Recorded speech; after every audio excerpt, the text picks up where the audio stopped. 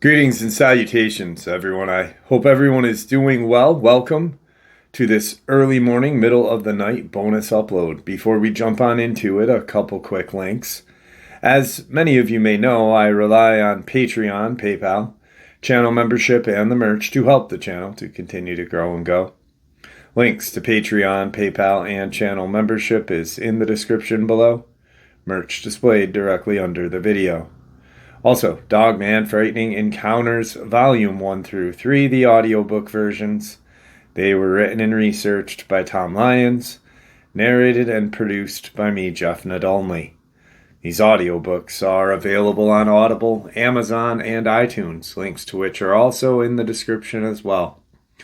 And finally, last but definitely not least, if you'd really like to help support the channel to continue to grow and go, simply subscribe. It does not cost a cent. Click the like button, takes half a second. If you don't want to miss out on any of the informative uploads that I put out daily, click the bell icon, and folks, please leave a comment and share the video. Why? Well, because these things, they really do help the channel to continue to grow and go. They definitely do matter, and they are appreciated. And with that, I have taken far too much of your time. Let's jump in to this early morning or middle of the night bonus upload, shall we? Today's first encounter. 2019, I was having a really hard time being around people. I eventually packed my belongings up and went to live my life at the age of 30 by myself in the woods, scouting areas in Delaware County, which is in the suburbs of Philadelphia, looking for a perfect spot to spend my summer. After my long journey testing different areas out, having bad experiences such as my tent flooding after heavy rains, I found a huge hill that probably went up a few thousand feet. This certain hill was on a giant rock outcropping with many beautiful stones such as garnet embedded in the host rock. I honestly thought I had found the perfect camp, secluded from everyone and everything, surrounded by a large creek. The area was well planted with huge trees and many sorts. So due to all these factors being perfect for what I was looking for, I set my tent right up on the top of the hill. The tent that I owned was a one-person tent, literally just big enough for me to sleep in, which is all I really needed. I'm pretty much set. All I had left to do was create a barrier with the local tree branches so I could keep out anyone and hide in my tent. Upon stringing up a huge wall of branches in the area and putting trip lines around my campsite, I began living my life. Days passed that summer before the incident that changed my life forever happened, so before I dive into this experience, I want to add that it would nearly be impossible for any dog or anyone to get up this hill. Someone would have to be extremely dedicated in finding this place to get to it. During my adventure living alone in the wilderness, my brother would occasionally meet me a bit away to drop off supplies such as beer, food, water, etc. On a beautiful summer night after it had just rained very heavily, I was lying on the hill right outside of my tent. I was immersed in an extremely dense fog. The whole area looked as if it was covered in a huge cloud. I was tired from the long walk earlier, so eventually, when it hit around 10 p.m., I retired to my tent. I crawled in, lied down with all my equipment around me. It was extremely cramped in there. I zipped up the door flap and began to relax. I started reading a good book I had when I noticed it was getting really late, so I got my flashlight output on my headlamp and just chilled. Periodically, I would text my sister to let her know that I was okay and just converse about certain things. It hit about 1 a.m. when I just started having a really strange feeling. You know, a feeling something is wrong. I tried to shrug it off, but it would not go away. I lied there with my headlamp on, fully illuminated. My tent had a tiny opening at the top with the mesh, so you could see out of it. Other than that, you can't really see anything on the outside. As I was reading, I suddenly heard something run very loudly toward my tent. right on my left-hand side. It stopped right next to me and began to loudly bark, almost as if a dog is right in your face and about ready to attack. I suddenly shuddered with fear, saying to myself, this cannot be a dog. There's no possible way anything could get to my tent with my barricade, my trip lines, or at least not without making an extreme struggle and lots of noise. So in complete fear, hearing this beast growl and bark like a maniac, I fumbled to get my phone in a panic. I started texting my sister saying, listen, there's something outside of my tent, and it's pretty pissed off. She texted me back saying maybe it's a dog. I'm like, yo, a dog could not get up this hill. It's impossible. The thing stopped harassing me and eventually disappeared for about 10 minutes. I was very frightened. After I heard what I heard, I dialed 911 on my phone and held it, just in case the thing came back. After an hour passes and nothing happened, I began to relax a little. I kicked my shoes off, cracked open a beer, and resumed to read. Let me just say, I've been in the woods for 6 months straight before, and I've never had anything like this happen. It was so chilling that I get sick thinking about it. Lie there, time starts to pass, no sign of this creature. Too terrified to even look out of my tent. Plus, at this point, the ground was covered in fog. 3 a.m. rolls around. I'm firmly holding my phone in my right hand just in case. When all of a sudden, I was completely paralyzed. I lied there in a state of fear, so intense that I thought I was going to die. Then something grabbed me. Whatever grabbed me began picking me up and smashing me into the ground. This thing was so strong that I felt like a rag doll. It just kept squeezing me and shaking me as if I was nothing. I looked at my phone in my hand desperately, trying to move my thumb to hit the dial button, but it was impossible. The thing was breathing so loud, making noises so sinister that I got the impression this thing crawled right out of hell and wants to take me out of my tent. The cries from it were almost like a loud pulsing sound, similar, I guess, to a giant heart beating out of control. It beat the living hell out of me. I pictured myself being carried away by this horrible thing into a cave to be experimented on or something really evil. After fighting for probably 7 minutes while being completely paralyzed, it suddenly stopped. The state of fear I was in was so intense at that moment. I was free. That thumb immediately hit 911.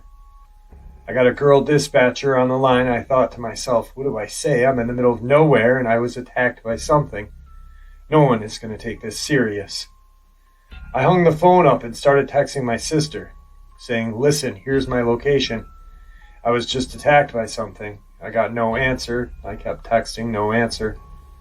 I cowered in my tent for the next few hours till the sun came up. I was so worn out from the beatdown that I crawled out of the tent in extreme pain. After a complete search of the area for footprints or a sign of something that had been there, I came up empty. No lines were tripped, no branches were moved, and my tent wasn't damaged. Doesn't make much sense because I'm damaged. I could barely walk.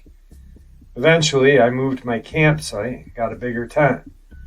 I still don't know what it was that attacked me. I don't know what that thing was menacingly barking outside of my tent.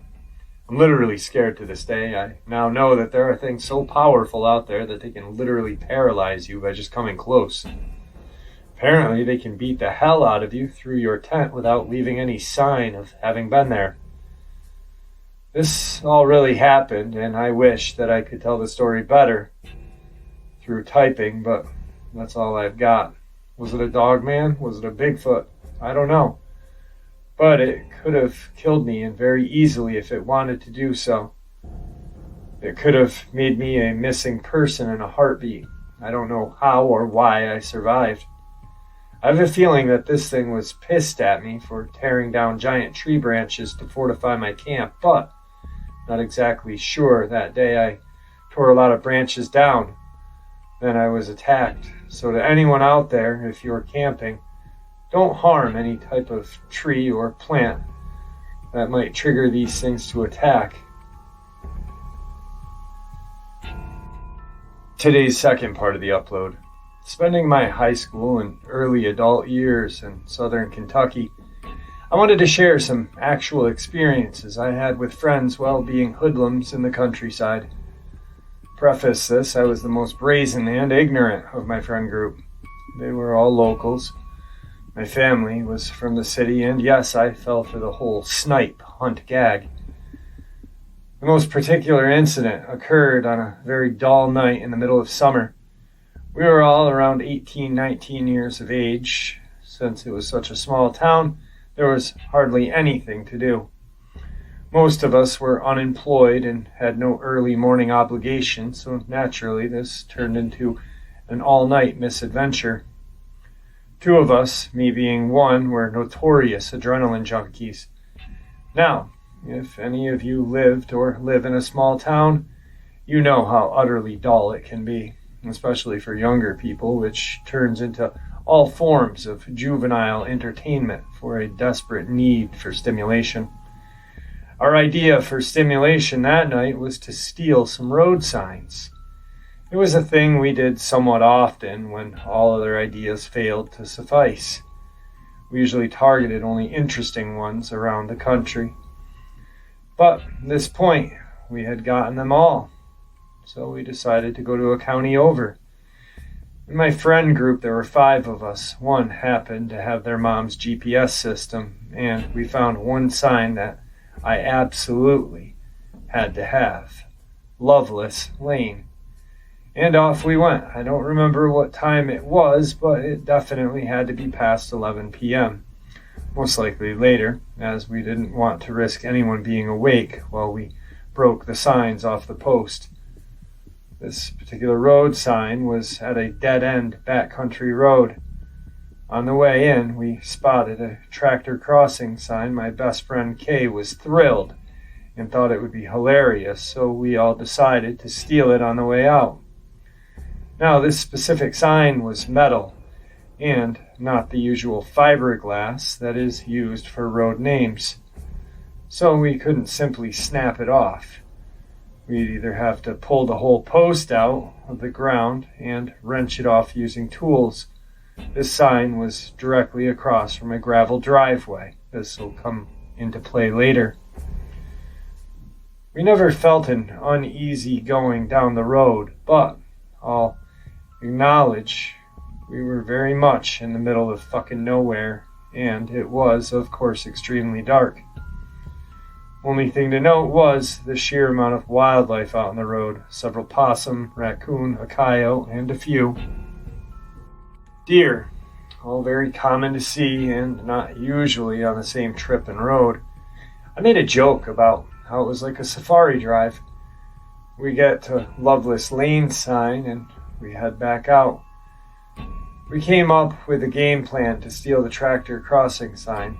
S was driving, I was in the passenger seat, K was in the back behind me, and girl 1 and girl 2 were in the other passengers in the back. When we got closer to the sign, S didn't want to risk getting hit in the road, so we opted to kill the headlights and pull into the gravel driveway. S then covered the interior lights with their hat to avoid any risk of being seen. Kay and I were supposed to jump out quickly, run across the road, and get to work on the sign, while the others kept lookout. Kay and I had our doors ajar when girl 1 goes, "What is that?" in a confused tone. Kay and I whip our heads forward, and we see this looming silhouette, maybe 12-ish feet from the front of the car. It's dark. We're still of the mind we are going to steal this sign, but we also don't want to get shot or in trouble. We all stare at it. It doesn't move. Relevant info here. Kay is terrified of dogs at this point. The silhouette is probably 10 feet tall, pointed ears. Think Great Dane. That's exactly what the silhouette looked. Girl 2, is that a scarecrow? Me, I don't know. I didn't notice it when we came in. Girl 1, is it a horse? Me, it kind of looks like a dog, actually. Kay, Fuck no, I'm not getting out if that's a dog.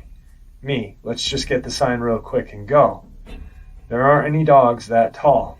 Okay, fuck you, I'm not getting out. Me, it isn't moving. Then it cocks its head to the side. Had I been the driver, I would have turned the headlights on, at least to know what it was. But at that point, everyone's freaked out. I slammed the car in reverse and peeled out of there as fast as they could. I think about that night on and off, and going by logic, I've assumed it was something like a llama, which isn't that uncommon for the area, but llamas don't get 10 feet tall. Another theory is that it's a horse, but it wasn't nearly wide enough, possibly emaciated. But there was no indication of a mane in the silhouette, and the head cock to the side offered no indication of a long snout that you think you would have noticed if it was an equine type of animal. Today's third part of the upload. I have something interesting to share, and after thinking for a bit, I wanted to bring up the mysterious black dog that is often seen in the United States, but a lot over in Europe, especially England. So this experience is that if you see a black dog more than 3 times, that you'll eventually meet your death. I've known a bit about this phenomenon for a bit, not exactly sure if it's an actual animal or something like a Dogman or a hellhound, but anyway, I have an experience to share with a family member that did some strange things. This is what happened. This family member, I'll call him Joe, was young, about 18, and this was back in the early 80s. He was in high school and hanging out with a few friends, searching his friend's attic, when they came across 2 very old books. One was the Megalodon, and the other the Book of Shadows. Joe and his friends took the books back to Joe's house, and one Friday night, when they got high and were drinking, they took the books out, and from one of the books summoned a demon using a huge drawn-out pentagram. This certain spell in the book was a spell to come across treasure and riches in your life. After the spell, Joe said he felt something weird but shrugged it off and continued his daily life, such as going to school. He would walk from school from his really nice home in the rural area of Pennsylvania he lived in. So after the spell, Joe was walking home from school a few days later. His house, which is on a dead-end road, and he comes close to the front of his house and notices a very large black dog sitting on his front door, just staring at him. He said it would not take its eyes off of him. Whenever he moved, the dog's head would follow. Joe, being startled by this, ran around the side of the house through the back door that led to his kitchen. He closed the door behind him and called his dog Prince. Now, Prince was a big, strong shepherd mix that would fight other dogs and usually win, so Joe called Prince and didn't get an answer. He eventually found Prince cowering under the kitchen table, frightened. So Joe creeped out from all of what was going on, went to peek out of the front door, and the black dog was still there, staring right up at him. Joe was a tough guy, not much really scared him, but something about this dog gave him the chills. And he thought, could this be related to the spell I did? Anyway, after some time, the dog eventually vanished from his front doorstep, and Joe continued his daily life. And a week from then was having a party at his house where everyone was smoking and drinking. During this, Joe's friend was in the bathroom, so Joe went out to the back porch where there was a row of bushes you could pee in. Let me add that it's very dark and late.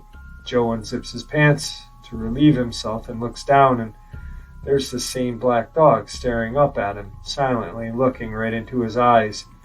Joe said he was horrified and zipped his pants back up and ran inside.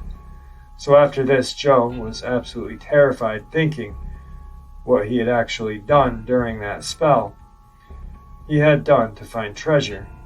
He was sure this thing, an intelligent creature and possibly wanted to talk to him, Joe didn't want to have a chat with it, so he got the two books together the next day and slid them down a storm drain up the street. He could clearly see the books lying down in the drain when he left them. Joe continued his normal life, when all of a sudden, a few days later, he got the urge to get the books back. He didn't know why the urge was so strong, but he went back there with his backpack to go retrieve these books, and bent down when no one was looking. He said they had vanished and were nowhere to be seen. Kind of puzzled, he went back home and continued on with his life. A little while later, was cutting his neighbor's grass while the neighbor watched on the front porch. And he said while he was pushing the mower, he noticed the black dog running towards him, and it jumped right for his throat. But at an instant, it was close to biting him. A large white dog jumped up and rammed into the black dog, and Joe fell over and was puzzled, like what the hell was that? He stopped mowing and went up to his neighbor and said, "Did you see that?" And the neighbor said, "I saw you fall down." He apparently didn't see what Joe saw. Joe spotted this mysterious dog 3 times and was convinced it was a demon in disguise as a dog to come and make some type of deal with him. He was sure it was summoned from the spell that was done out of either book, the Book of Shadows or the Lemegeddon. Joe lived up till the age of 52, had quite a hard life, but was a great person. Got one huge settlement from a back injury, but never found some great treasure or fortune. Joe was also convinced that the white dog on the 3rd sighting was some type of angel in dog form that was fending off the black dog from stealing his soul and sealing the deal. And there you have it, folks. I hope you all enjoyed this early morning, middle of the night bonus as much as I enjoyed sharing it with you. I'd like to really thank you all for supporting this channel. It is, after all, your support that helps the channel to continue to grow and go, and what gives us all a place and a chance to share our experiences and theories judgment-free. Everyone is simply treated with the respect that we deserve. Please stay safe, happy, healthy, and ever vigilant, keeping an eye on our children, pets, family, and our friends. These creatures are real. These events have happened. Share this information with those you love and care about, and it just may help save their lives someday. Until next time, never stop asking questions, never stop searching for the truth, and God bless you all.